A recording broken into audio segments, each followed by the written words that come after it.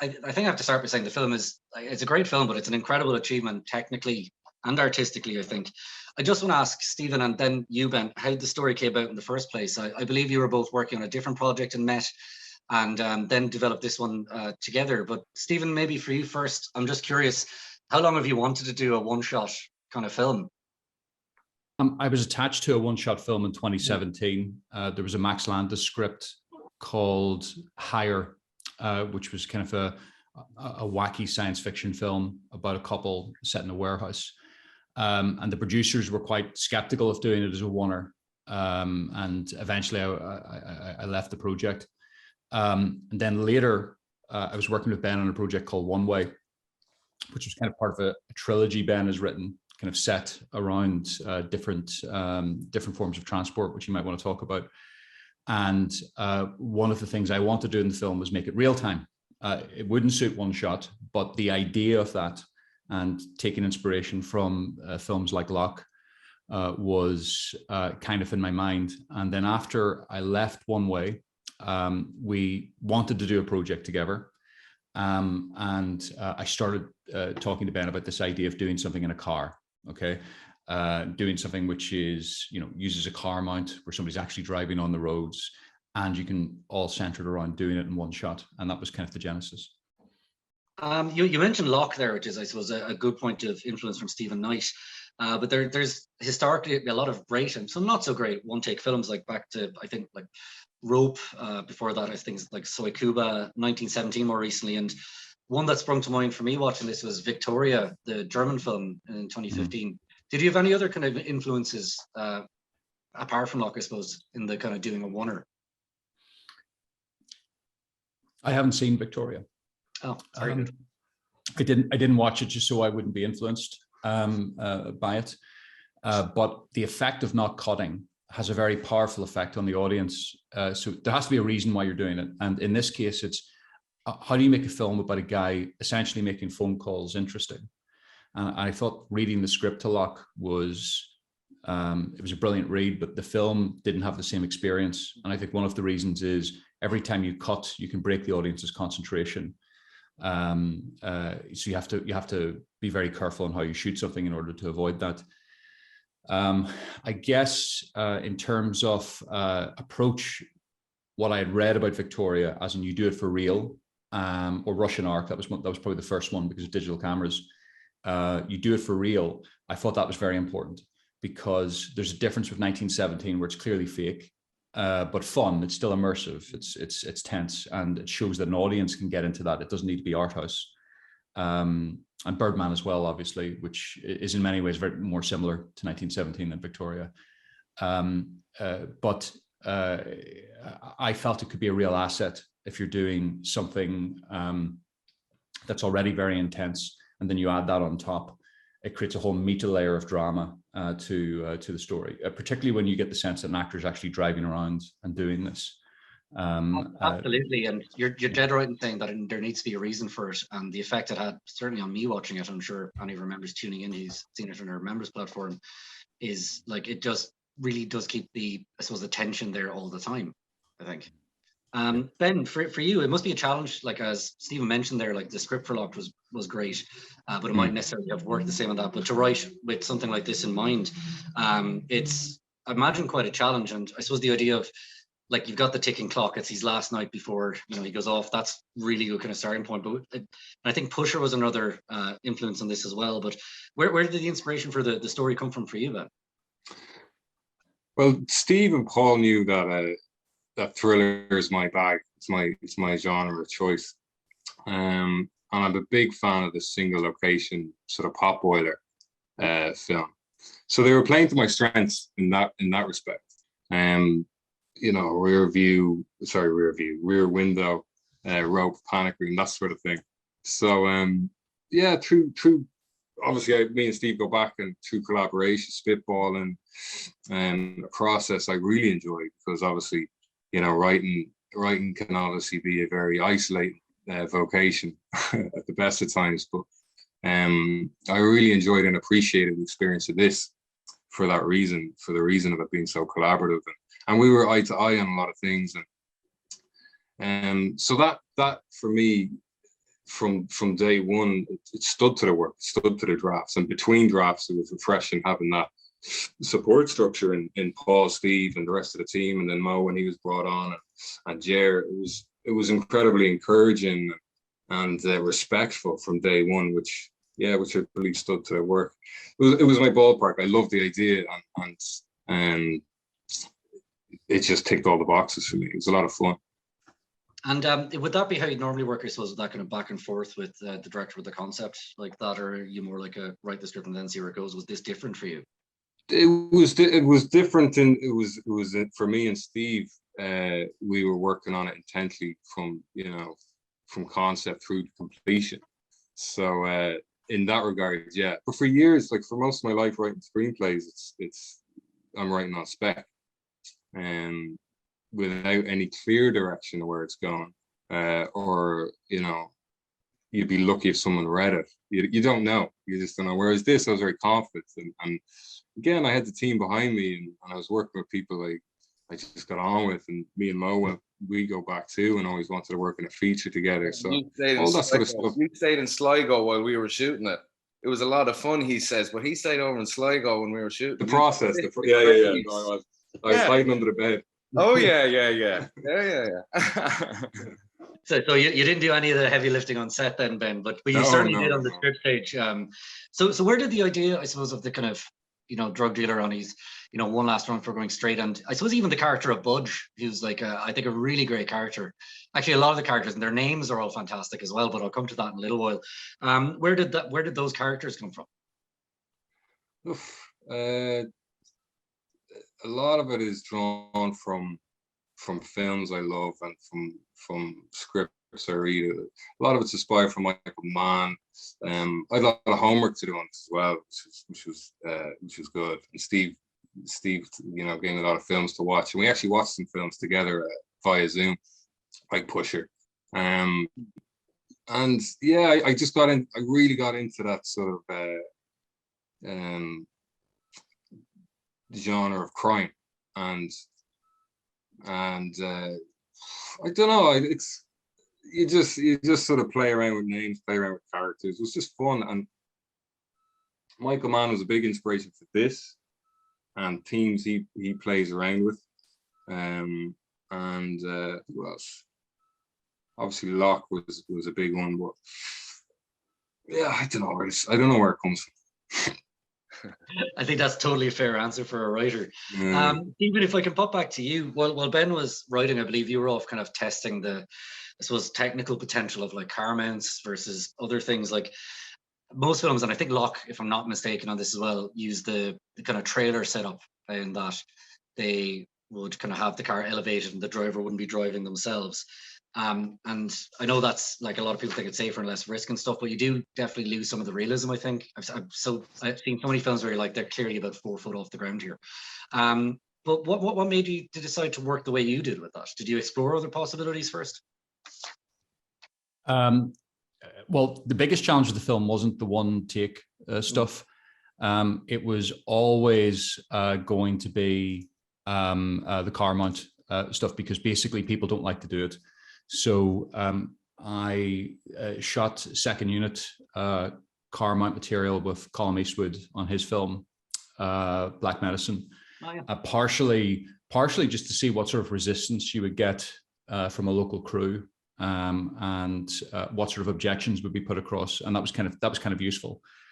So, for example, we had a letter from the police saying it was legal, which is quite unusual. Usually they say you can't do this. They don't tell you if something is legal, but we had that. We had some financiers who would have been willing to finance it, but who wouldn't unless we shot it on a low loader. But of course, that would mean you couldn't do it in one shot, because as soon as Mo steps off the trailer, it's the whole thing is broken.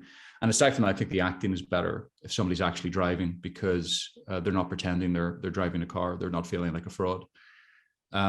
So the question then became, the big issue is, okay, you want to do it in a single take. How do you get the camera on and off the car without cutting? That's the most challenging part. And so I began working on a system before we had a DP, which would work. And I came up with a system involving a gimbal and magnets, because magnets you can just pull off, and and so on. And then when we got a DP on, Dave Bird, he created a different rig, like a fixed car mount. I'd experimented with that early, but I didn't know how I could get the camera off, and he found a way of doing it with our grip, Ian McGurl. And the good thing about that was there was no moving parts. You clamp it down. Mo doesn't have to worry about it coming off, or it's not distracting him by moving around.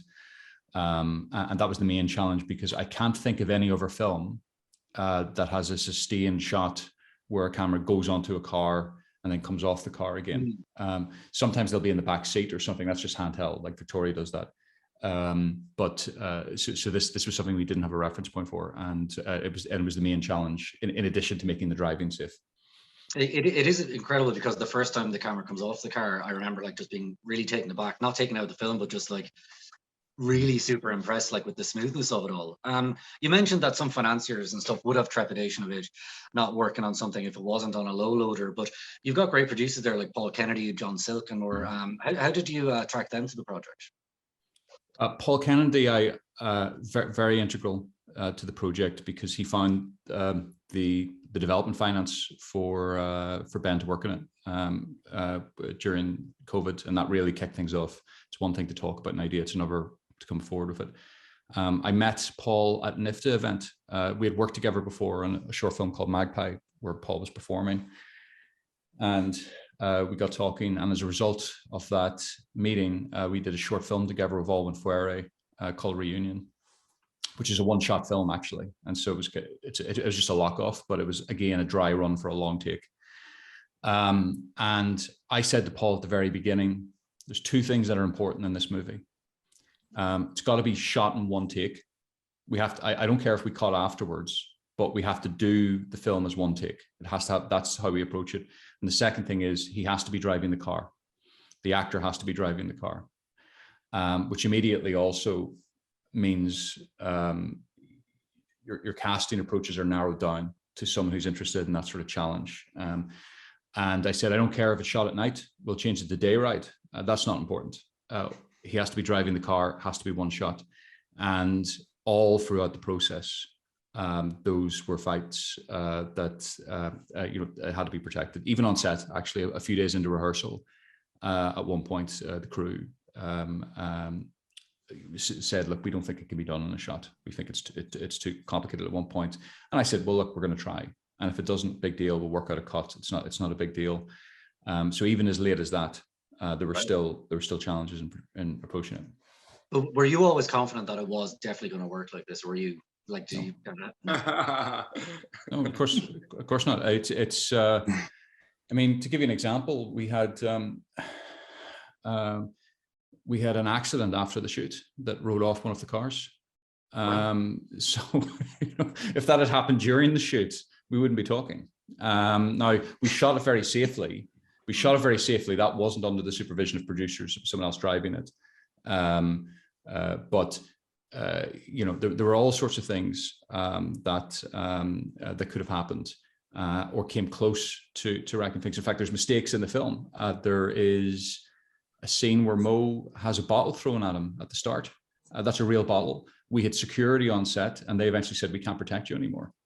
It was, so if that bottle had gone another direction, that would have been at the end of the shoot. If the police every night when we were driving would find a reason to stop us, I was going to come back to that in a bit, because there is a scene in the film that is absolutely mind-blowing on that. So I'll come back to that slightly, Stephen. But you just mentioned about narrowing down the casting options. Like Mo, I can't imagine anyone else but Mo doing this now, and he seems like the perfect fit. But how did Mo come about as your choice to play Butch?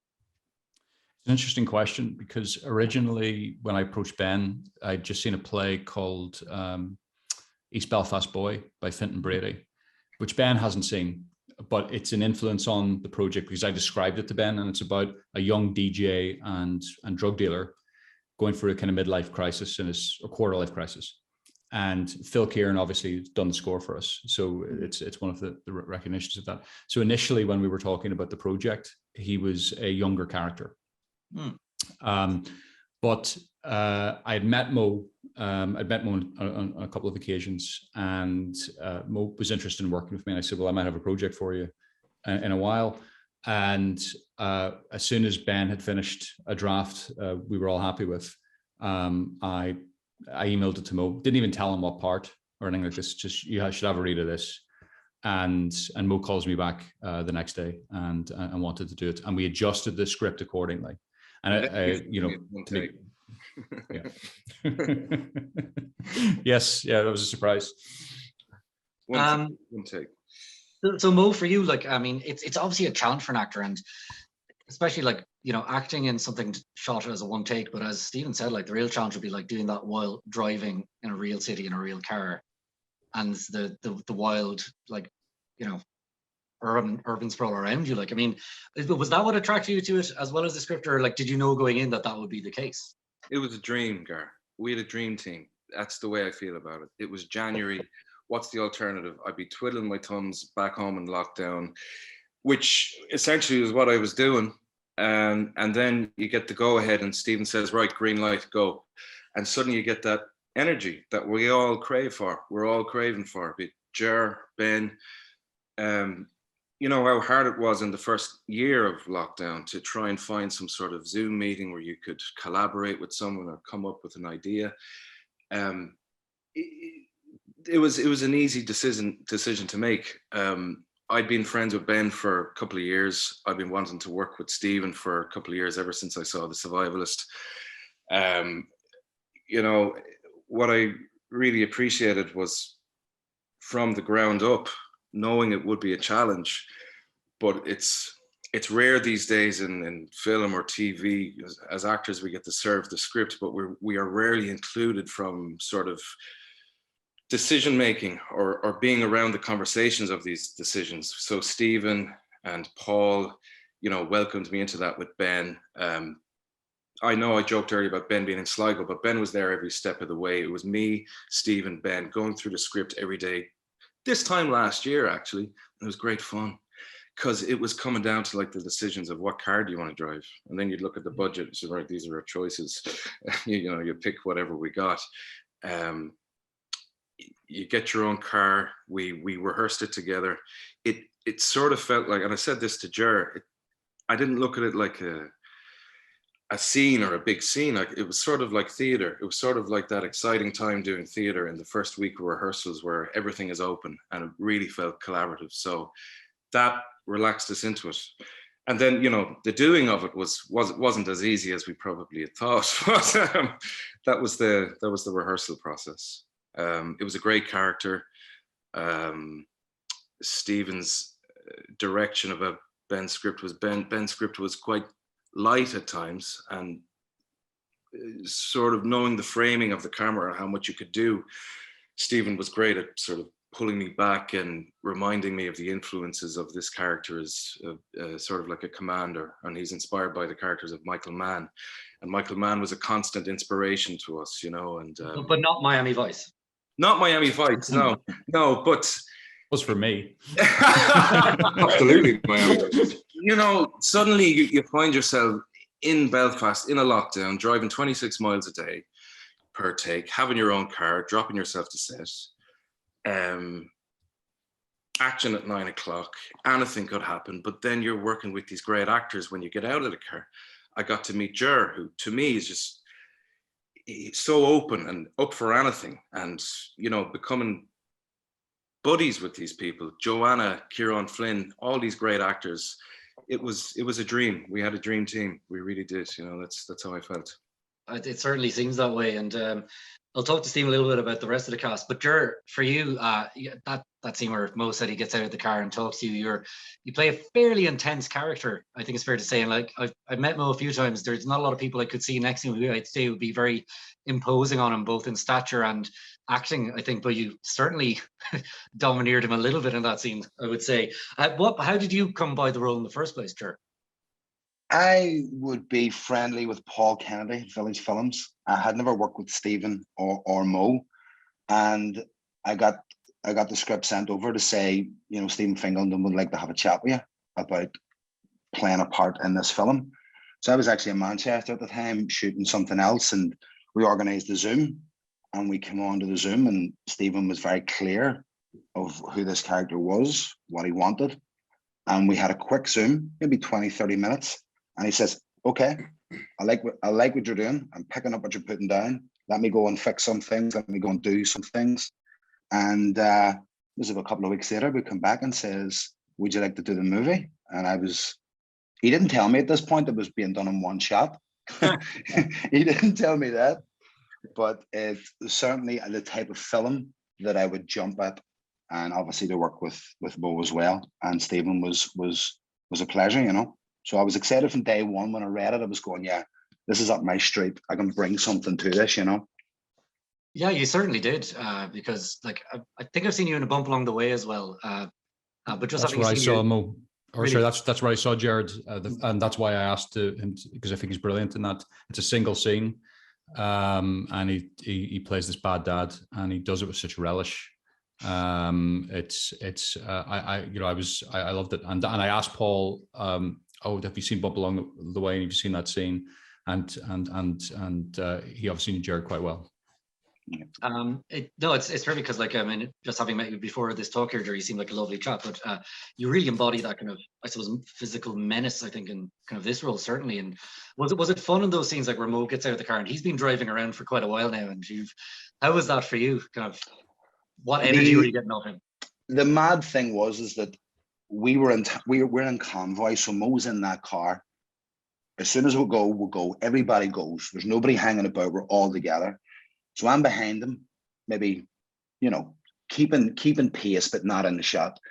And you're constantly going, I wonder how he's getting on. Hope he's okay. You know, and you know roughly where in the script we come together. So you're waiting for that.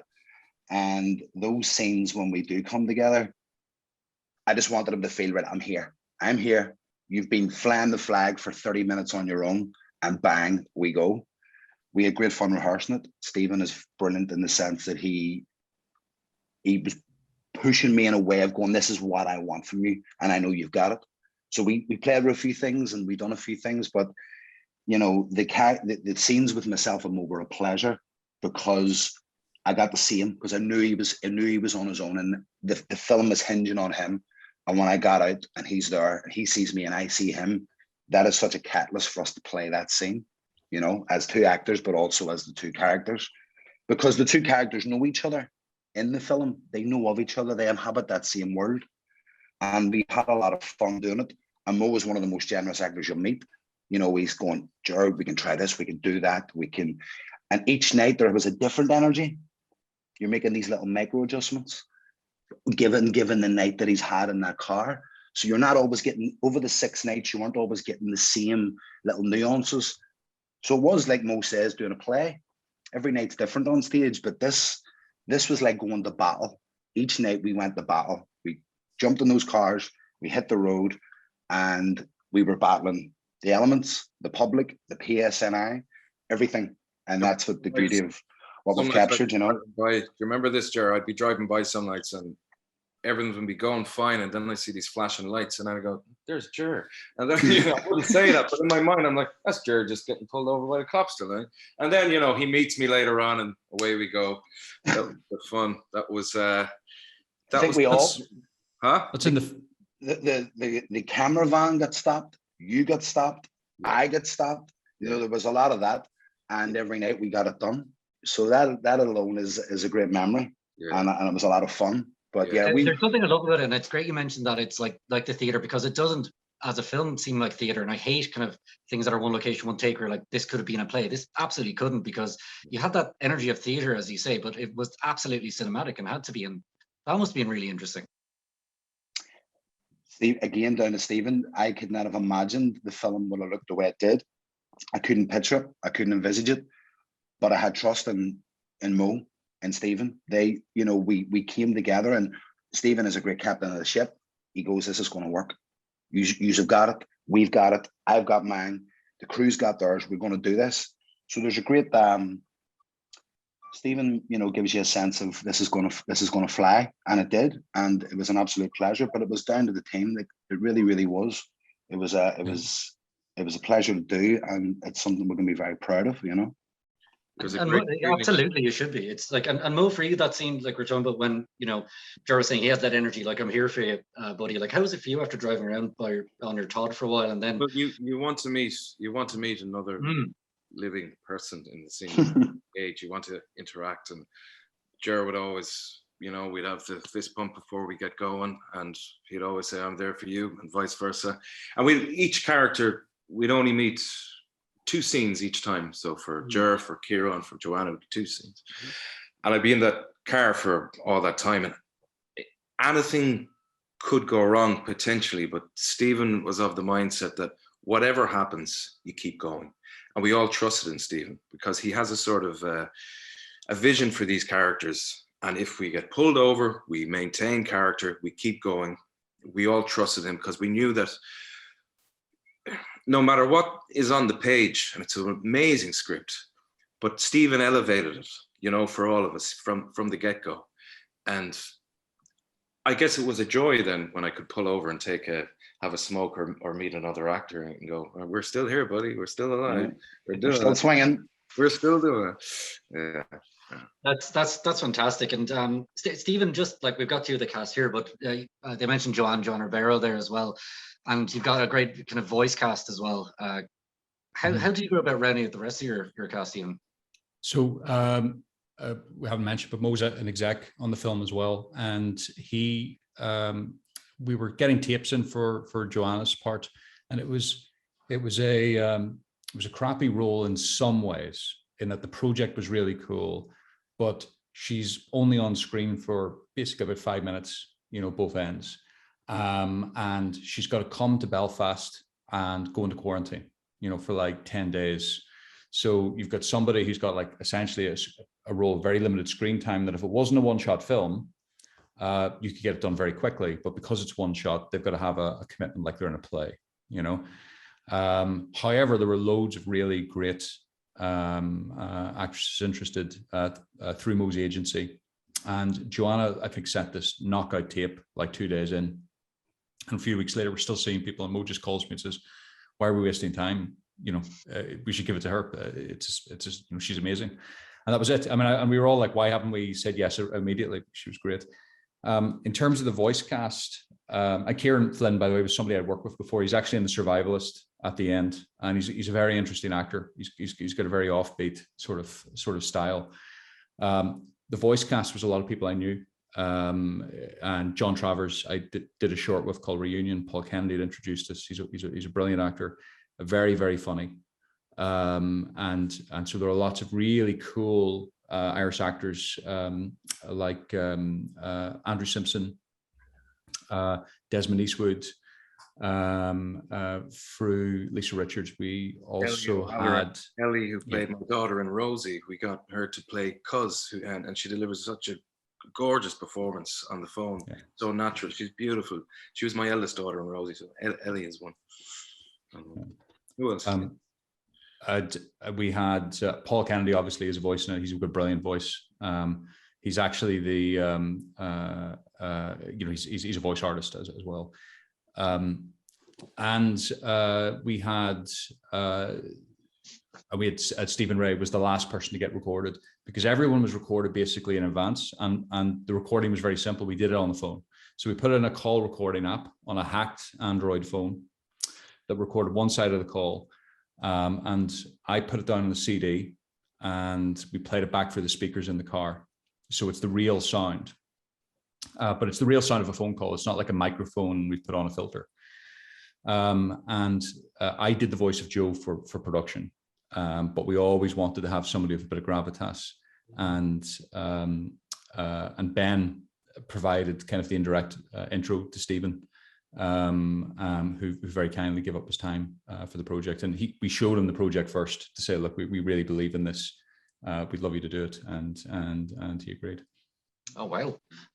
Just before we kind of get on to, I suppose, how you got the rest of the crew, Ben, I just want to talk. Like, spoke to Gerard and Mo there, and like the scenes with Budge and Cuz are just wonderfully written. But there's also, we mentioned Michael Mann already in that whole scene with Scholar about talking about his favorite Michael Mann films, and Alienation is terrific. But there's just some great dialogue, and I think Gerard has some of the best lines. Like, the only time I see a cop is when I punch one for a free breakfast or something, which is like one of the most hard-boiled lines I've ever heard in a film. Did you have a kind of style in mind for like the character's dialogue, or did you have like an overall tone like this is going to be slightly heightened but very kind of real as well? Yeah, absolutely. I have to watch. I love the work of, say, someone like Sally Wainwright, who's very authentic in her writing. It's very real, but it's like there's like a fun aspect to, say, Tarantino that's heightened, or that kind of thing. It's like you want to be lyrical to it.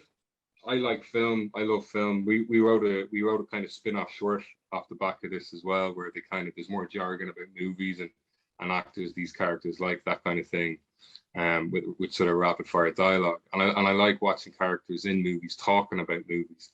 If it's in a thriller, or if it's in a film or a genre that's nothing to do with the film industry.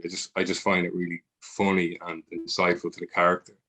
So that was fun, and there was a lot of kind of back and forth between me and Steve when we were developing this. There was a lot of just kind of shit talk, really, where we were spitting it back and forth, and you'd find nuggets and you'd find things here and there that really worked or sounded good. Obviously, Gerard and Mo had applied their wisdom to the characters when they were cast, which really elevated things as well. It's a fun process, yeah. And it must have been really fun hearing these guys deliver that. Yeah, it was amazing. That was weird. That was surreal. That was very surreal. Yeah. Very exciting. Stephen, let's talk about the crew. Actually, before we get on to the crew, you mentioned before about like how integral Paul was in raising the funds and stuff. And you shot this up north. This was some of the funding was through Northern Ireland Screen, am I right? What was the overall funding process?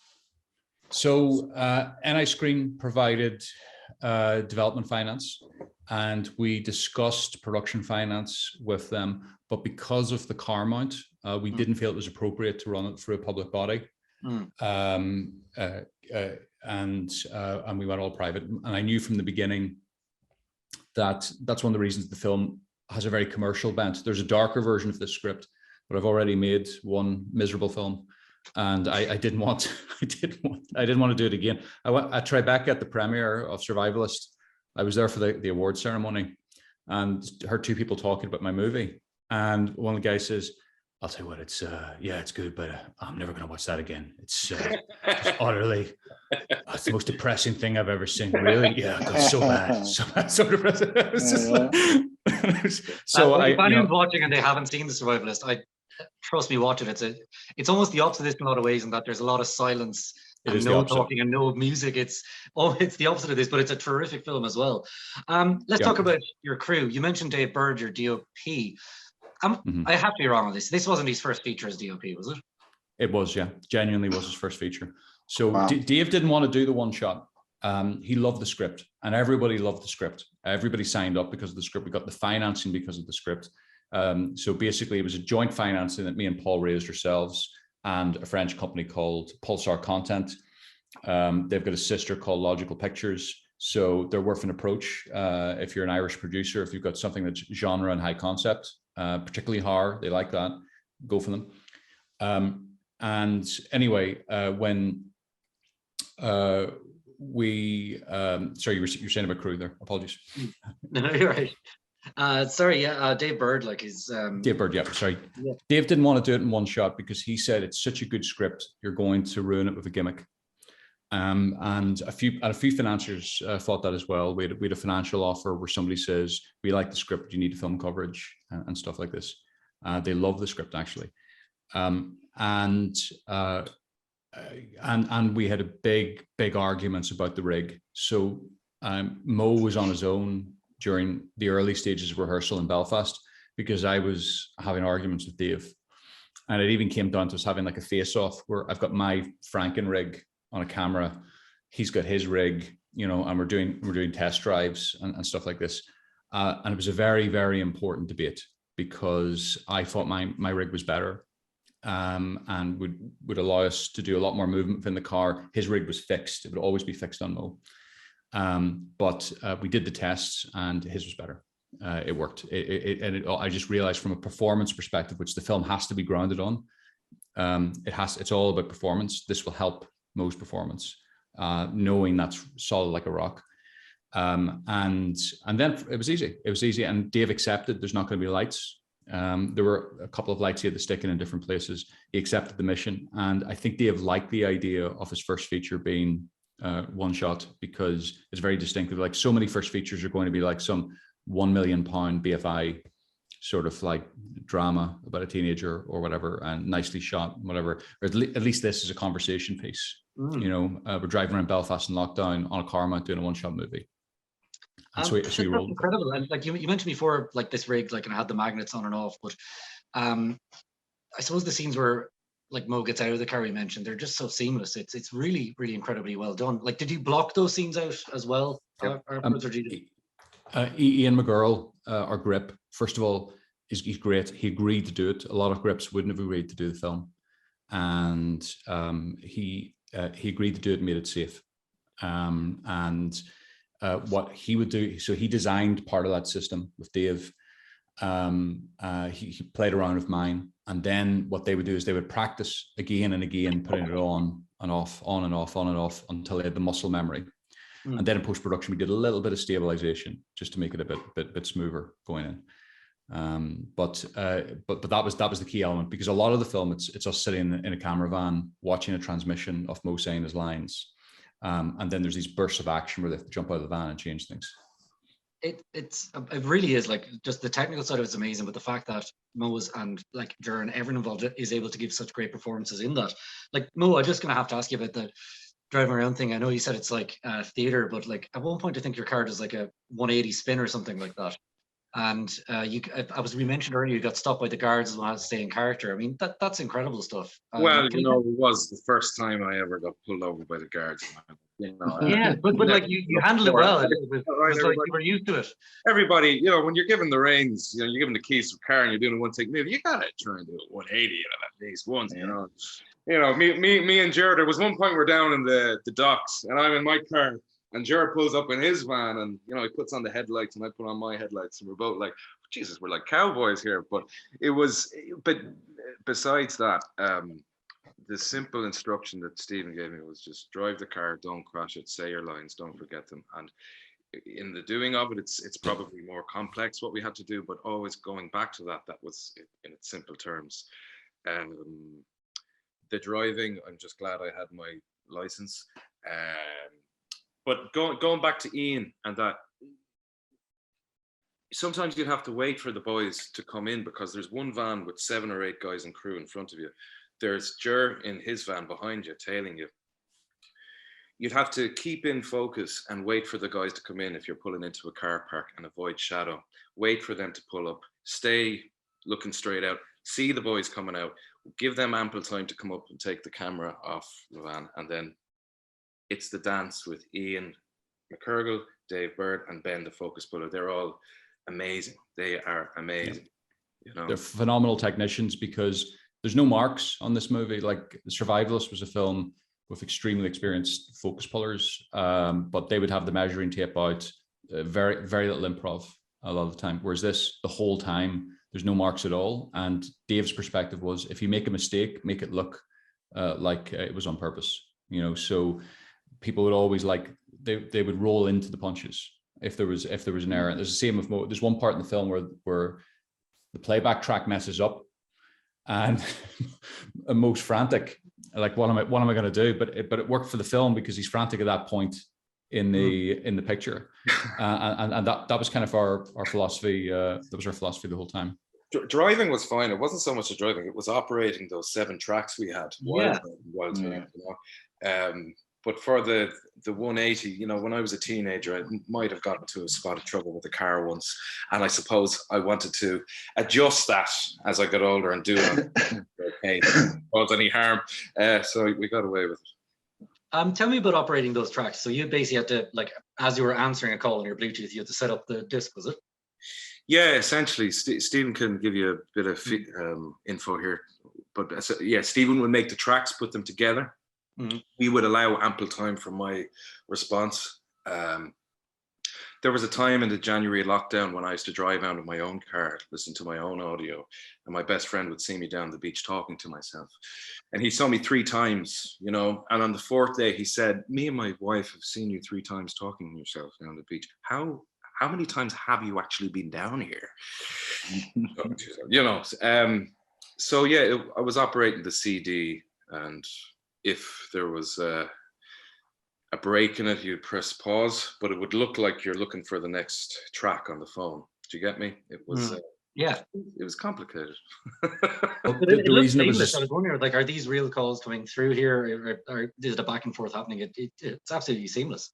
It's a real CD. The reason it's a CD player, which presented problems in post-production, because we discovered CD players don't play back exactly in sync because it's optical. So that led to problems with the sound designer because he couldn't sync up the reinforcement track. But the reason I wanted a CD was because I used to burn pirate CDs all the time at school. So, you know, it's a technology I know really well, but CD players in a car are designed to be used while looking ahead on the road. Okay. Whereas an MP3 player or something like that, you're meant to be looking at it, or it's a touch screen or something. So you'll have a whole interface which is tactile, and that you can get your fingers to know it. And that was the principle of it. Now there were problems because the CDs I was using were so old, they stopped working.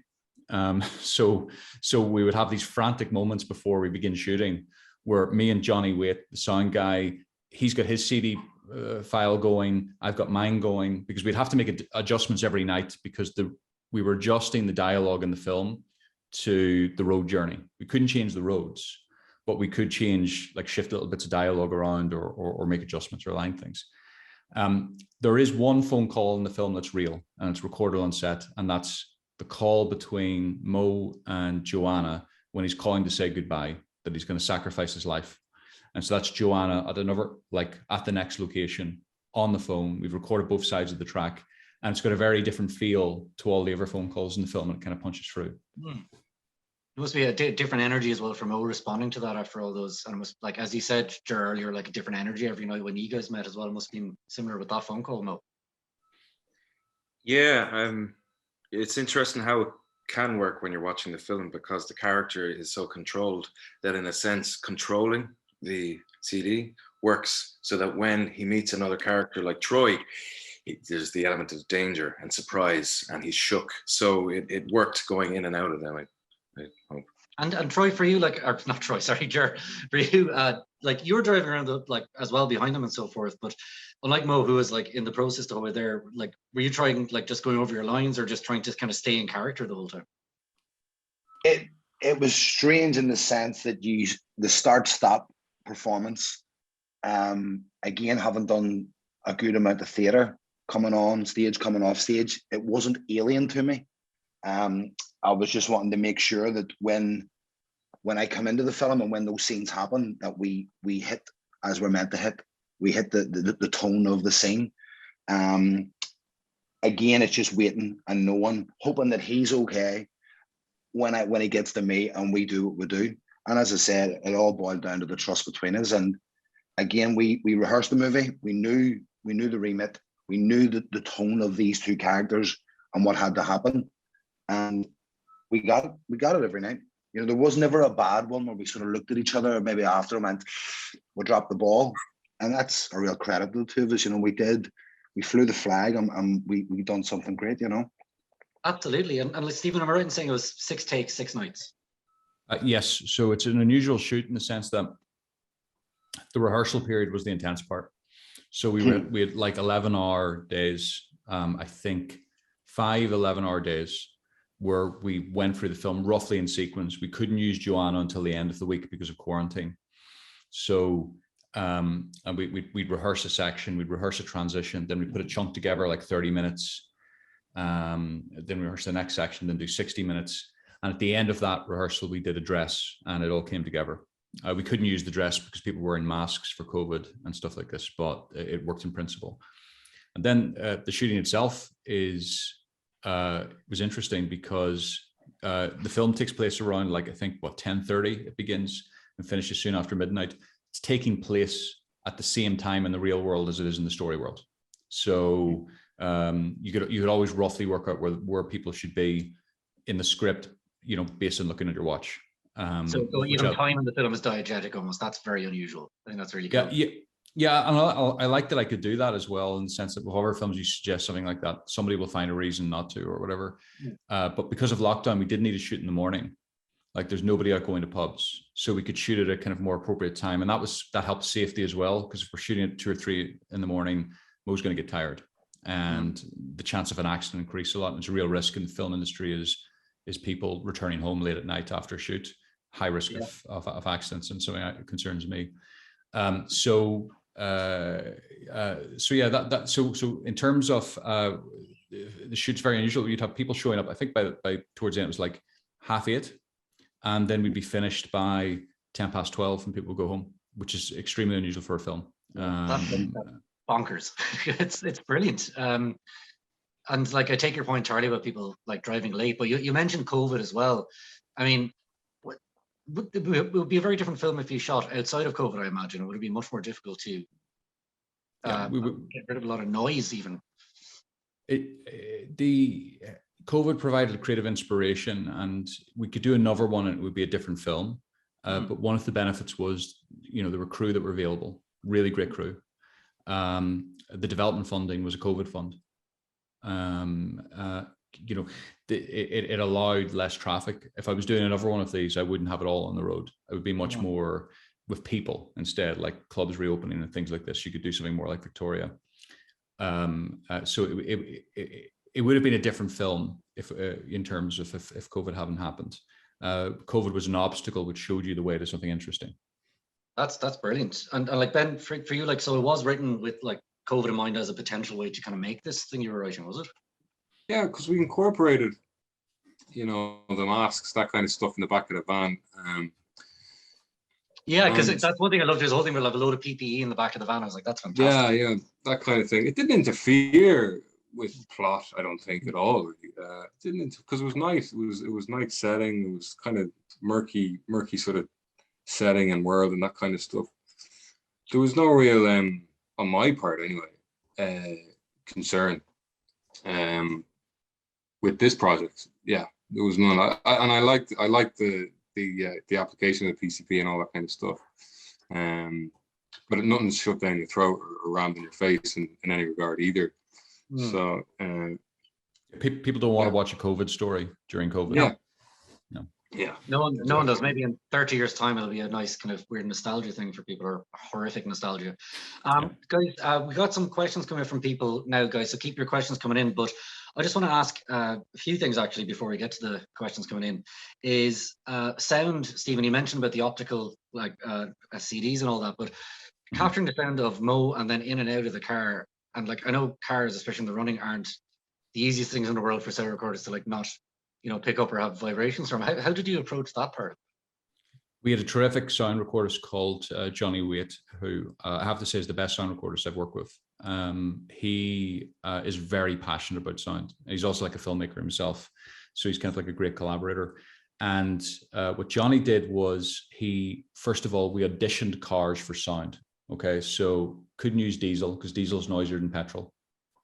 We wanted something with very low sort of thrum. We sent it to Jamie Roden, our sound designer, so he could see the files and see what they look like.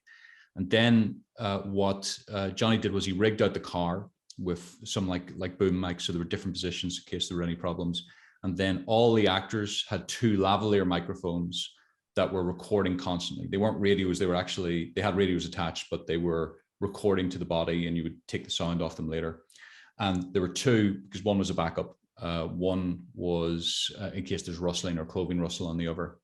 And so most of the time, and then when they jump out of the car, Johnny and the boom operator, Graham, would rush over, try and avoid their shadow getting cast on anyone, because we're shooting kind of 360 and you get street lights everywhere, and then run back to the car. And a lot of the film is just off Mo's lav.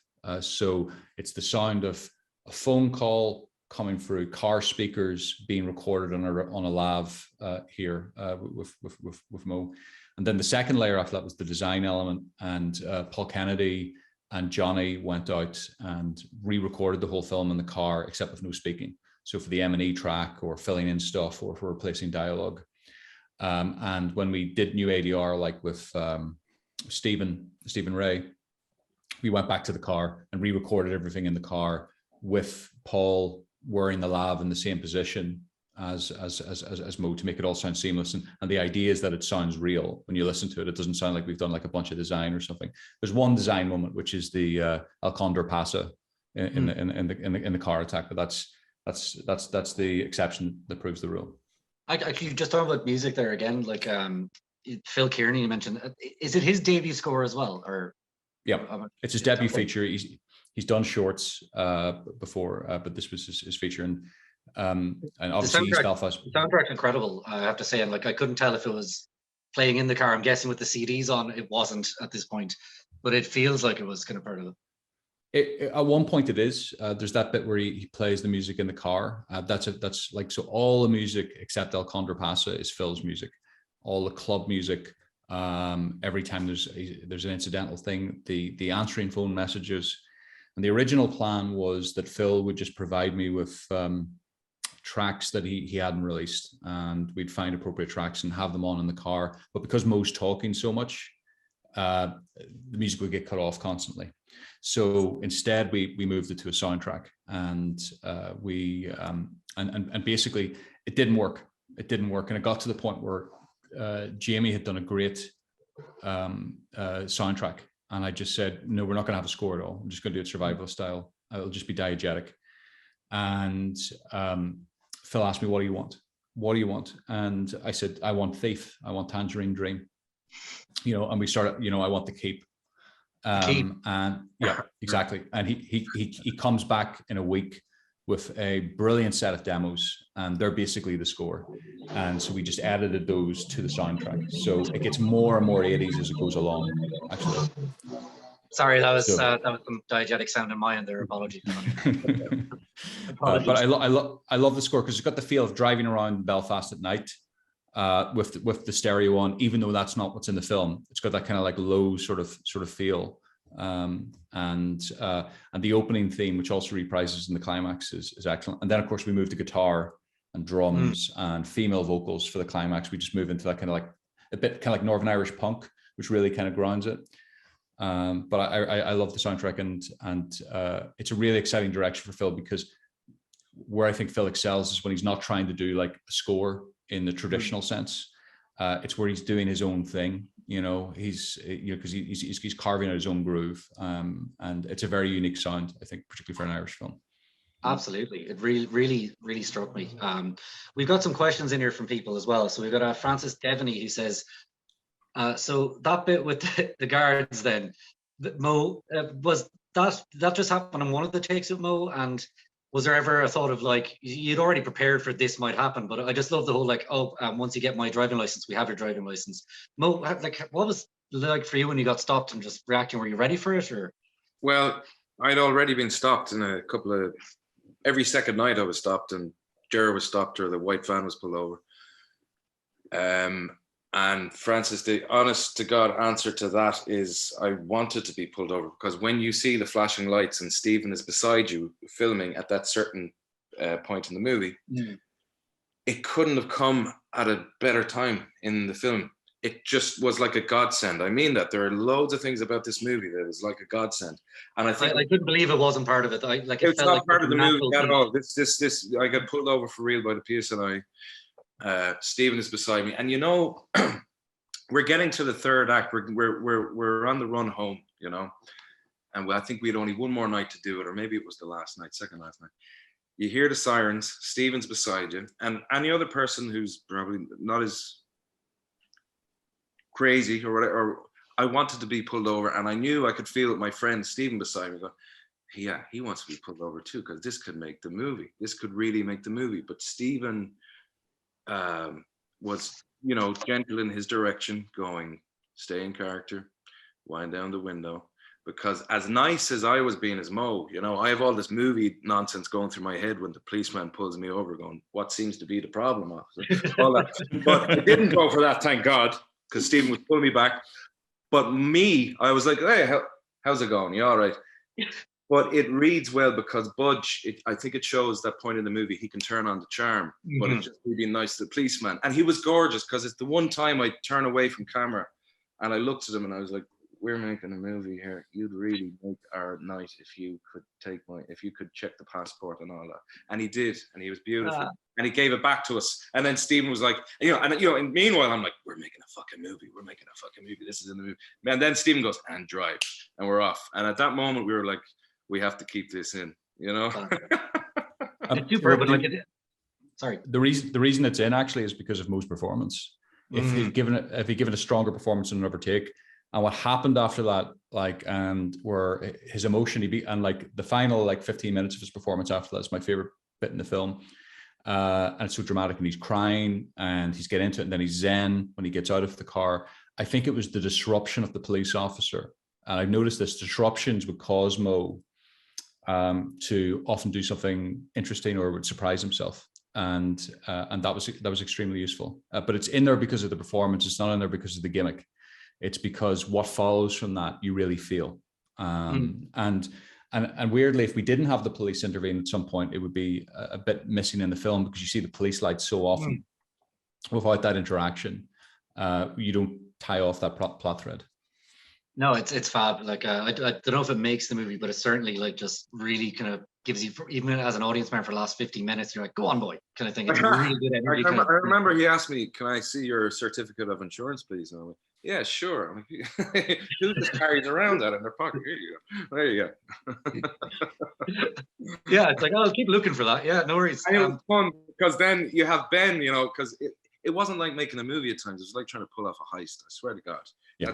That's what it felt like. I swear that's what it was like. And in those spy movies, everybody has their role. And meanwhile, Ben is back in Sligo, our writer, and he's like, I saw last night getting pulled over. Yeah, man, keep going. So we were all in it, we were all in it. I'd speak it up. I've got 2 questions left. If you don't mind hanging on another few minutes, we'll get to those. But Gerard, did you see this happening? I seen it. There was a safe zone. The Harbour Police knew we were in town, so there was a period of the movie where we knew we were good. There was no real. They actually did stop us though, because in my car I had the blue lights, and I'm setting these off just at one point where Mo's passing. You don't see me, but when I set the blue lights off, the Harbour Police were further down. So then they come horsing up to me and Graham. So the PSNI are in. They should get a credit because they're in the movie twice. They stop Mo, and you do see the actual police with me and Graham as he drives past. So it was. We've just got time for a few more questions. We've got a question here from Tom who says, and this is for Ben, I guess. It was mentioned this is part of a trilogy. What's next in the trilogy so forth? So I'm guessing that's for you, Ben. What's next? Traffic jam is all I can say. Okay, so it's under wraps, but it's set in a traffic jam. Okay. That's interesting. We have another one here from Diva Campos, great name, who says, I've read the reviews of the movie mentioning it as dryly humorous with dark humor. Was this something conceived at the get-go? And or did this change at all with any of the actors in there? Ben, I do think it is such a tense film. I'd love to watch it again now and just see, watch it for the humor, because there is some really funny dialogue in there. What was the question? Sorry, man. Sorry, it was was the humor always conceived from the get-go, or did it change once the actors came in? Sorry. Oh, both. Yeah. No, I think we wanted to keep. Me and Steve had fun with it. I think we didn't want to take it too serious. But getting the lads' take and getting their angles in too, and just them being themselves, I think, offered the humor, offered a kind of just took a bit of an edge off, or applied a bit of lightness to it, because you don't want it to be relentlessly dark, and I don't feel it is. There's a lot of humor to it. It's obviously not a comedy. There's a lot of funny moments to it, and happy accidents as well that provide funny moments too. And yeah, it's both. It's certainly both. Well, we're nearly at time. It did change, actually. Just to say, it did change with Mo, because John Travers' take is quite close to the tone of Ben's script as written. But Mo's character, there's lines that are funny on the page that the way Mo says them, they're dramatic, and he angled it towards the emotion. So that was a big shift in terms of the performer massively affected the tone. The film is more dramatic and perhaps less comedic than what the script was in some ways, because the script was kind of like a thriller with comedic elements, whereas it's much more just a thriller, I think, with Mo. It works fantastically with that balance. So before we finish, guys, I know like you played to the industry in Toronto and you've been to Goa. Firstly, how's the response been from audiences, and like when are people here going to get to see it, Stephen? So Goa is the only public audience that have seen it, and they love the film, I saw it in a packed cinema of like a few hundred people, and I was worried because it's an Irish, accent film, but they're silent all the way through because they're not laughing, and then when the third act sort of revelations come in and you hear them start cheering and you realize how much they're into it, that was a big relief. It hasn't been publicly announced yet, but we're going to be in the Dublin Film Festival. And again, it hasn't been announced, but we're going to be out in early March, and everyone in Ireland and the UK will be able to see it. But I can't say more because it hasn't been official. Well, I'm very excited and definitely would recommend anyone to see it. I'm going to go see it on a big screen myself as soon as I can. Guys, we're out of time, I'm afraid. And look, thank you so much. I've really enjoyed talking to you about this wonderful, intense film and the wonderful camaraderie you seem to have had making it. Thank you so much and congratulations, and best of luck with the release. Thank you at home for tuning in your questions. Sorry I couldn't get them to them all.